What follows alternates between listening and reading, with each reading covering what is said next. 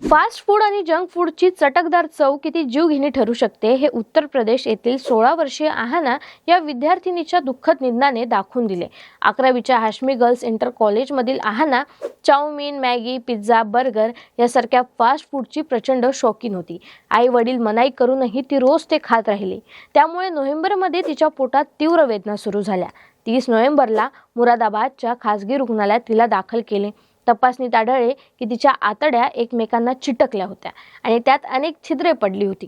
डॉक्टरांनी मुख्य कारण फास्ट फूडचे अतिसेवन सांगितले.